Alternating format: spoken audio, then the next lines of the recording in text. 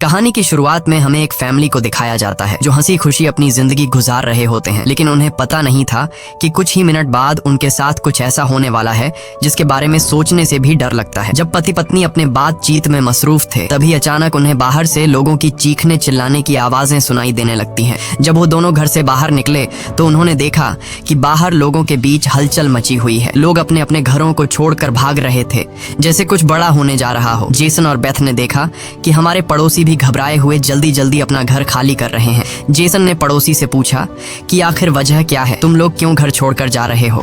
लेकिन वो लोग इतने जल्दी में थे कि उन्होंने जेसन की बात का कोई जवाब नहीं दिया। वहीं उन्होंने देखा कि पड़ोसी का बेटा भी अपना सामान पैक कर रहा है। जेसन ने जब उस बच्चे से पूछा कि तुम लोग कहाँ जा रहे हो, तो उस बच्चे ने जवाब दिया कि मेरे पापा का एक दोस्त गवर्नमेंट ऑफिसर है। उन्होंने कहा कि एक बहुत ही जहरीला वायरस फैल चुका है जो एक नॉर्मल इंसान को मॉन्स्टर में बदल देता है। लेकिन तभी वहाँ उस बच्चे की माँ आ गई और उसे पकड़कर वहाँ से ले जाने लगी। जेसन ने उससे पूछा कि आखिर ये बच्चा किस वायरस की बात कर रहा है, जिस पर इस बच्चे की माँ ने कहा कि अभी बताने का वक्त नहीं है, अपनी वाइफ और बेटी को लो और इस शहर से जितना हो सके दूर निकल जाओ। ये सुनकर जेसन और बेथ बहुत ज्यादा घबरा गए। उसके बाद जेसन बिना सोचे समझे अपनी फैमिली को गाड़ी में बिठाकर शहर से बाहर ले जाने लगता है। मगर रास्ते में उन्होंने देखा कि जो पड़ोसी भाग रहे थे वो वापस लौट रहे हैं। ये देखकर उन्हें और भी अजीब लगने लगा। आगे जाकर ये लोग ट्रैफिक में फंस जाते हैं। जब जेसन और उसकी फैमिली गाड़ी से बाहर उतरे तो उन्होंने देखा कि शहर से बाहर निकलने वाला अकेला रास्ता पुलिस ने बंद कर दिया है। आसमान में यहाँ वहाँ हेलीकॉप्टर्स पहरा देने लगे। लोगों को बताया जाने लगा कि शहर में एक जहरीला वायरस फैल गया है और तुम लोगों को जल्दी से घर वापस लौटना चाहिए। ये बात सुनकर जेसन को कुछ अजीब लगा कि जब शहर में वायरस फैल गया है तो लोगों को शहर से बाहर निकालने के बजाय उन्हें शहर में ही क्यों रहने को कहा जा रहा है। तभी अचानक पास की पहाड़ से एक बड़ा सा पत्थर उनके कार पर आ गिरा। ये देखकर वो लोग बहुत ज्यादा घबरा गए। पहाड़ हिलने लगा। तभी उस पहाड़ के पीछे से 2 मिलिट्री के फाइटर जेट्स निकलकर शहर की तरफ बढ़े। वो 2 फाइटर जेट्स पूरे शहर पर बमों की बारिश करने लगे, जिससे पूरा शहर राख में बदल गया। जेसन की वाइफ बेथ को फौरन समझ आ गया कि अगर वो पुलिस की बात मानकर घर लौट जाते तो उनका अंजाम बहुत बुरा होने वाला था। उसके बाद वो फाइटर जेट सड़क पर मौजूद लोगों की तरफ बढ़ने लगे। ये देखकर सभी लोगों में हलचल मच गई। अब सबको समझ आया कि गवर्नमेंट उन्हें मारना चाहती है। सभी अपनी जान बचाने के लिए यहाँ वहाँ भागने लगे, पर जेसन और बेथ को समझ आया कि वो कहीं भी भाग लें, वो फाइटर जेट्स उन्हें मारकर ही रहेंगे। तभी बेथ ने पीछे मुड़कर पहाड़ पर एक स्कूल देखा और उसे लगा कि बचने के लिए वो जगह बेहतर रहेगी। जिसके बाद जेसन, बेथ और जोई को लेकर स्कूल की तरफ पहाड़ पर चढ़ने लगे। पीछे ब्रिज पर मौजूद लोगों पर फाइटर जेट्स बम गिराने लगे। ये तीनों तेजी से दौड़ते हुए स्कूल तक पहुंच जाते हैं और खुशकिस्मती से वहां उन्हें एक टनल मिल जाता है और बम धमाके से कुछ ही सेकंड पहले वो जल्दी से उस टनल में घुस जाते हैं। जैसे ही बंकर का दरवाजा बंद हुआ, ऊपर एक जोरदार धमाका हुआ, लेकिन खुशकिस्मती से ये लोग बंकर के नीचे थे और इनकी जान बच गई। मगर इनके लिए हैरानी की बात ये थी कि आखिर ये कौन सा वायरस था कि गवर्नमेंट को शहर के सभी लोगों को मारना पड़ा। वो लोग कुछ भी नहीं समझ पा रहे थे। बस उन्हें ये पता चल चुका था कि अगर जिंदा रहना है तो चुपचाप बंकर में जिंदगी गुजारो। लेकिन इनके लिए परेशानी की बात ये थी कि आखिर ये लोग यहाँ कब तक जिंदगी गुजारेंगे और उन्हें पेट भरने के लिए खाने पीने का क्या करना होगा। अच्छी बात ये थी कि वहाँ ढेर सारा एक्सपायरी खाना रखा हुआ था जो 3 लोगों के लिए काफी लंबे समय तक चल सकता था। जेसन की वाइफ बेथ बहुत ज्यादा परेशान थी। वह अपनी बेटी जोई के बारे में सोचने लगती है कि अगर ये बीमार हो गई तब इसका क्या करेंगे। और बेथ दरवाजा बंद करते समय उसका हाथ भी लग गया था, जिसमें काफी गहरी चोट आई थी। वो दोनों इस बात को लेकर भी घबरा रहे थे कि कहीं इस जहरीले वायरस ने उनकी बॉडी पर भी अटैक न कर लिया हो। मगर अभी ये सोचने का वक्त नहीं था। उन्हें अब इस बंकर को सेफ बनाना था ताकि ऊपर बंकर का दरवाजा कोई खोल न सके। जेसन ने लोहे की जंजीर से बंकर का दरवाजा मजबूती से बंद कर दिया और तय किया कि अब उन्हें यहीं पर छिपकर जिंदगी गुजारनी है। लेकिन जमीन के नीचे रहने का जीवन आसान नहीं था। हर दिन वही एक जैसा खाना, पीने के लिए कीचड़ से भरा हुआ पानी और खाली समय में वह ताश खेलते। बाहर की दुनिया से उनका पूरी तरह से कनेक्शन कट चुका था। कई दिनों तक यहाँ रहने के बाद वो लोग बहुत ज्यादा इस बंकर में तंग हो चुके थे। लेकिन वो क्या करते, अगर ऊपर जाते तो उनकी जान नहीं बच पाती। इस जीवन ने जेसन के परिवार को मानो इस दुनिया के अंत का एहसास दिलाया। जोई ने अपने पापा से पूछा, पापा हम यहाँ कब तक रहेंगे? जेसन के पास इस बात का कोई जवाब नहीं था। उसने अपनी बेटी से बस यही कहा, जब बाहर वायरस चला जाएगा तभी हम बाहर जाएंगे। वो अपनी बेटी की आंखों पर उंगलियां रखकर बाहर की दुनिया उससे इमेजिन करवाता है। इस तरह से दिन गुजरते गए और फिर महीने। उन्हें नहीं पता था कि बाहर निकलने के इंतजार में उन्हें यहाँ इस बंकर में 300 से भी ज्यादा दिन गुजर चुके हैं। जोई अपनी माँ की बनाई हुई पेरिस्कोप से बाहर की दुनिया को देखती है। बाहर चारों ओर बस तबाही का मंजर नजर आ रहा था, जैसे ये पूरी दुनिया जलकर राख हो गई हो। वहाँ किसी भी इंसान का नामो निशान तक नहीं था। ये सब देखकर उस छोटी बच्ची को लगने लगा कि शायद हम इस दुनिया के आखिरी बचे हुए लोग हैं। माँ ने उसे दिलासा दिया कि तुम ऐसा मत सोचो, शायद तुम्हारे दोस्त भी हमारी तरह कहीं छुपे हुए हों। अब रात हो चुकी थी और डिनर का समय हो चुका था। उनके पास अब खाना भी कम बचा हुआ था, इसीलिए वो तीनों थोड़ा सा खाना खाकर काम चला रहे थे। लेकिन आज जोए की जिद पर उसे पूरा एक कैन का डिब्बा दिया गया। जोए ने जब टिन का डिब्बा खोला तो उसने देखा कि टिन का डिब्बा अंदर से खाली है। इस डिब्बे के पीछे की तरफ एक छोटा सा छेद था, शायद कोई चीज इसमें से खाना चुरा गई थी। बेथ ने सारी बची हुई डिब्बों की जांच की तो पता लगा कि पूरे 12 डिब्बे खाली थे। ये देखकर वो बहुत ज्यादा परेशान हुए क्योंकि ये तो उनके 2 हफ्तों का राशन था। बेथ ने वेंटिलेशन जाली की तरफ देखा और अंदाजा लगाया कि शायद कोई चूहा अंदर आकर खाना ले गया। बेथ ने कहा कि अगर ये चूहा है तो इसे जल्द मारना पड़ेगा, नहीं तो ये हमारा सारा खाना बर्बाद कर देगा। बेटी के उदास चेहरे को देख जेसन ने उसे दिलासा दिया कि छोटी छोटी बातों से परेशान मत हो, अगर खाना खत्म हो भी गया तो मैं ऊपर जाकर कुछ सामान ले आऊंगा। अगले दिन जब जोई अपनी माँ के साथ ब्लॉक्स में खेल रही थी तभी पीछे से हल्की सी आवाज आई। जोई ने जब पीछे मुड़कर देखा तो एक चूहा फिर से टिन फूड चुराने घुस आया था। इससे पहले कि वो चूहा भाग जाता, जोई ने फौरन अपने पेरेंट्स को बुलाया। आज उन्हें इस चूहे को हर हाल में मारना था।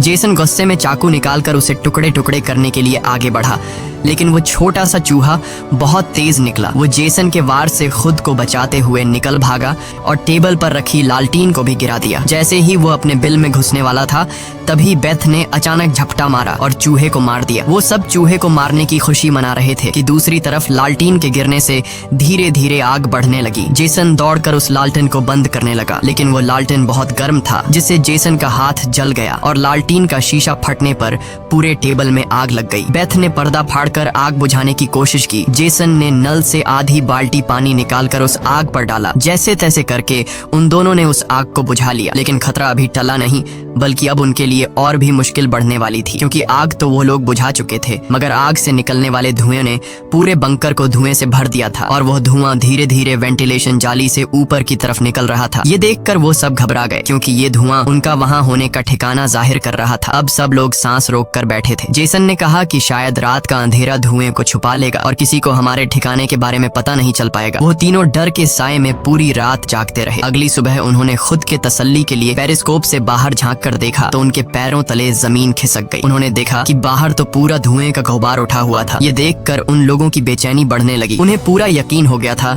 कि उनके ठिकाने का राज खुल चुका है। तभी बीत ने कहा कि अगर धुआं उठा है तो उस पास राख भी जमा हुआ होगा, जिसकी जांचबीन करते हुए हमारे ठिकाने का पता चल सकता है। इसीलिए अब हमें राख की सफाई करनी होगी। जिसके बाद पति पत्नी ने बाहर जाकर सफाई करने का फैसला किया। जाने से पहले जेसन ने अपनी बेटी जोए से कहा कि जोए, मुझे प्रॉमिस करो कि बाहर से चाहे तुम्हें आवाज आए या फिर कुछ भी हो जाए, बस तुम्हें बाहर नहीं निकलना है। बेटी से वादा लेने के बाद उन्होंने दरवाजे की जंजीर खोली, बाहर की आवाजों को ध्यान से सुना और जब यकीन हुआ कि बाहर कोई भी नहीं है तब दोनों ने मिलकर बंकर का दरवाजा खोला और बाहर निकल गए। अब उनकी बेटी अकेली अंदर रह गई। वो अपने पेरेंट्स का इंतजार कर रही थी, लेकिन बहुत देर तक इंतजार करने के बाद भी जब उसके माता पिता वापस नहीं आए तो उसने स्टूल पर चढ़कर दूरबीन से बाहर के हालात देखने लगी। जल्द ही उसने देखा कि उसके माता पिता बंकर के दरवाजे को छुपाने की कोशिश कर रहे थे, लेकिन तभी जोए ने कुछ ऐसा देखा जिससे उसकी सांसें गले में अटक गईं। उसने देखा कि दूर जंगल में एक काली परछाई तेजी से उनकी तरफ बढ़ रही है। बच्ची ने जोर से चिल्लाकर पापा को पीछे देखने को कहा, लेकिन दूरी बहुत ज्यादा थी। उसके माता पिता सुन ही नहीं पाए। घबराहट में बच्ची अपने डर को भूल गई और सीढ़ी पर चढ़कर बंकर से बाहर निकल आई। बाहर आते ही उसे एहसास हुआ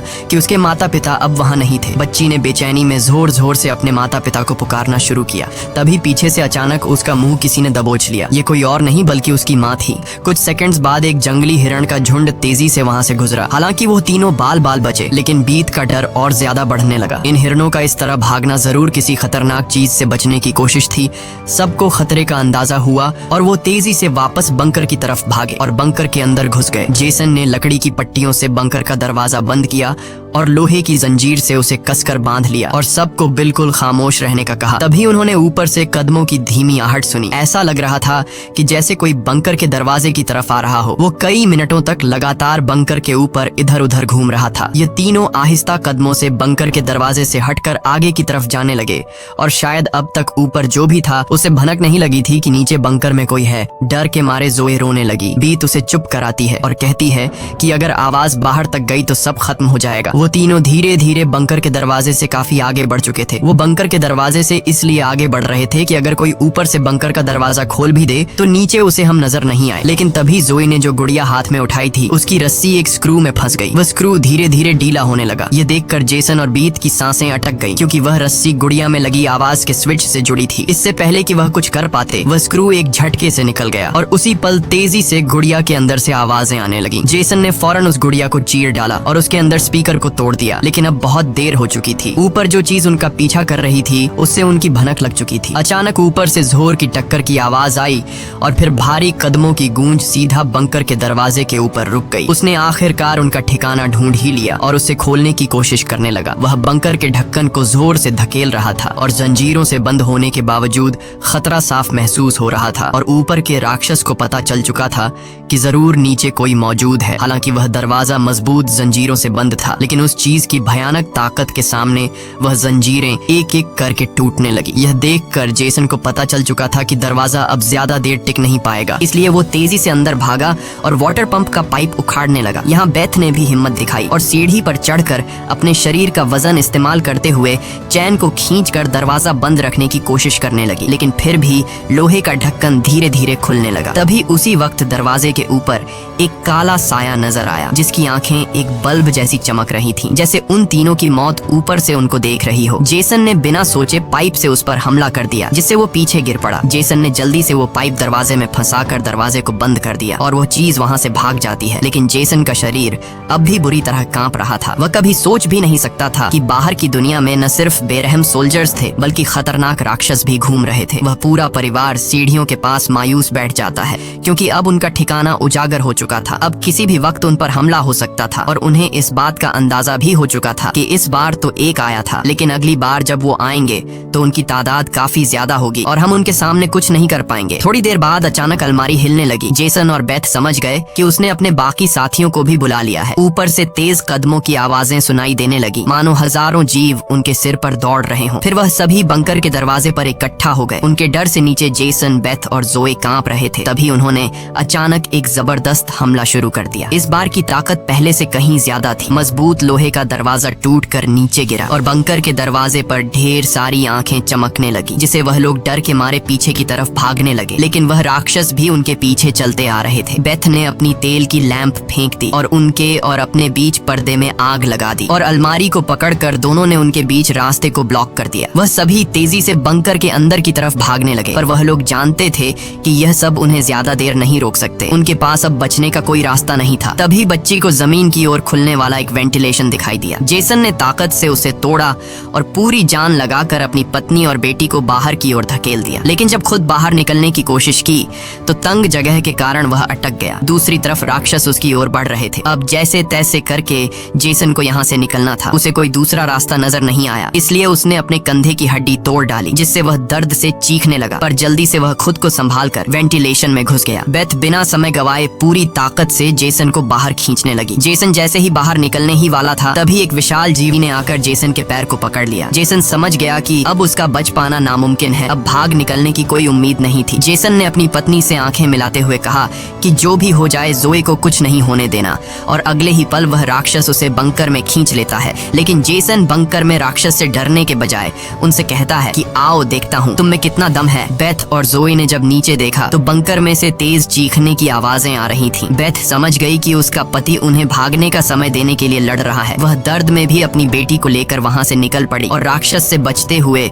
वह काफी दूर आए। लेकिन भागते भागते उन्हें कुछ अजीब महसूस हुआ। उन्होंने देखा कि जो हाईवे बाहर की दुनिया तक खुलता था, अब वहाँ ऊंची दीवार खड़ी थी, यानी अब इस शहर से कोई भी बाहर नहीं निकल सकता है। तभी वहाँ हेलीकॉप्टर दूर से उड़ता हुआ आया। जब बेथ ने पीछे मुड़कर देखा तो वह एक आर्मी हेलीकॉप्टर था। वह हेलीकॉप्टर तेजी से उनके पास आकर उन पर अपनी तेज स्पॉटलाइट चमकाई। ये दोनों जैसे ही वहाँ से भागने वाले थे, तभी ऊपर से उन पर एक बड़ा जाल आ गिरा, जिसमें ये दोनों फंस गए। वह दोनों हर एक संभव तरीके से जाल से खुद को छुड़ाने की कोशिश करने लगी, लेकिन जाल ने इन दोनों को बुरी तरह से जकड़ लिया था। बेथ ने जाल की जाली के बीच से देखा कि कुछ हरी आंखों वाले काले साए उनके पास आ रहे हैं। तभी यहाँ हमें कहानी का असल राज मालूम हुआ। ये जो बंदूक थामे पीली आंखों वाले लोग, जिसे हम राक्षस समझ रहे थे, ये असल में कोई एलियन या फिर वायरस से इन्फेक्टेड लोग नहीं थे, बल्कि ये तो मिलिट्री के सोल्जर्स थे, जो गैस मास्क और नाइट विजन ग्लासेस लगाए हुए हुए थे, वही आंखें जिसकी पीली चमक उन्हें किसी दूसरी दुनिया का दिखा रही थी। लेकिन सवाल आता है कि आखिर आर्मी वाले इन लोगों के जान के दुश्मन क्यों बने हुए थे।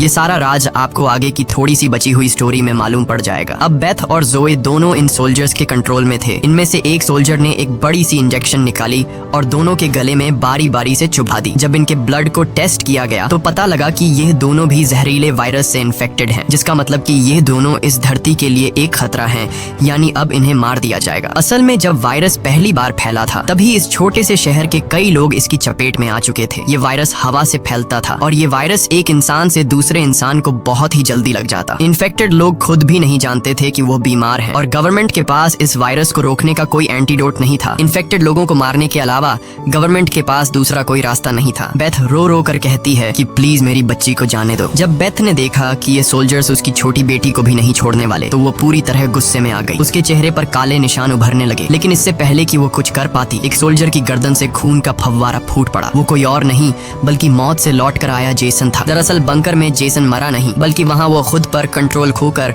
वहाँ सभी सोल्जर्स को मार डाला। उस वक्त वो बहुत ज्यादा गुस्से में था। चेहरे पर काले निशान और आंखें गुस्से से लाल थीं और उसके जिस्म की ताकत कई गुना बढ़ चुकी थी और साफ दिख रहा था कि वो अब पहले वाला जेसन नहीं बल्कि वह एक अलग रूप में दिखाई दे रहा था। वो सोल्जर्स पर झपट झपट कर उन्हें मारने लगा, लेकिन वह गर्म हथियारों की गोलियों को नहीं रोक पाया और जमीन पर गिर गया। जब वो सोल्जर बेथ और जोई की तरफ बढ़े तो वह दोनों जाल तोड़कर भाग चुकी थीं। सोल्जर्स उन्हें यहाँ वहाँ ढूंढने लगे, लेकिन उन्हें ये अंदाजा नहीं था कि बेथ भी एक राक्षसी रूप में बदल चुकी थी। उसने जोई को एक कार के अंदर छुपा दिया और खुद उन सोल्जर्स से लड़ने लगी। उसने कई सोल्जर्स को मार गिराया और फिर खुद भी गोली लगने से कार की छत पर गिर पड़ी। अंधेरे में छुपी उसकी बेटी ने ये सब देख लिया। अपने माता पिता की हालत देखकर वह भी गुस्से में आकर अपना आपा खो बैठी। एक छलांग में उसने एक सोल्जर को गिराकर उसका मास्क तोड़ दिया और उसे मारने ही वाली थी कि बेथ ने समय रहते उसे रोक दिया। वो नहीं चाहती थी कि उसकी बेटी भी एक दरिंदा बन जाए। बेथ ने उसे शांत किया। धीरे धीरे लड़की की नसों की हरियाली गायब हो गई और वो फिर से इंसान में बदल गई। लेकिन सोल्जर की किस्मत इतनी अच्छी नहीं थी। उसका सेफ्टी मास्क टूट चुका था और वो धीरे धीरे वायरस से इन्फेक्टेड हो गया। दूसरी तरफ जेसन की हालत बहुत गंभीर थी। उसने बेटी के चेहरे को देखकर अपने हाथ की 2 उंगलियां उसकी आंखों से फेरी और जेसन ने हमेशा के लिए आंखें बंद कर ली। उसी वक्त एक और हेलीकॉप्टर आ गया। बेथ अपनी बेटी को लेकर भागी। कबाड़ के ढेर से गुजरते हुए वो एक सुरंग में घुस गए। तभी वहाँ एक रोशनी उनकी आंखों पर पड़ी। देखने पर पता चला कि सामने वही पड़ोस का छोटा लड़का था जिसे हमने कहानी की शुरुआत में देखा था। फिर ये दोनों उसके पीछे चल पड़े। वो लड़का उन्हें एक गुफा जैसी टनल में ले पहुंचा जहाँ उस लड़के के माता पिता और भी कई सारे लोग छुपे हुए थे। असल में वहाँ उनके जैसे ही वायरस से इन्फेक्टेड लोग थे। जिंदा रहने के लिए वो सभी अंधेरे में चूहे जैसी जिंदगी गुजारने पर मजबूर थे। ये वायरस खतरनाक जरूर था लेकिन जानलेवा नहीं। ये वायरस इन्फेक्टेड इंसान के जिस्म पर तब ज्यादा जोर करता जब वो डर जाता या फिर गुस्से पर काबू नहीं रख पाता। लेकिन असल में उन लोगों ने खुद पर काबू पाना सीख लिया था। वो लोग शहर के सोल्जर्स को राक्षस समझते थे लेकिन असल में वो खुद राक्षस थे। इसी के साथ ये कहानी खत्म हो जाती है। अगर वीडियो आपको अच्छी लगी हो तो हमारे चैनल को सब्सक्राइब और वीडियो को लाइक जरूर कीजिएगा।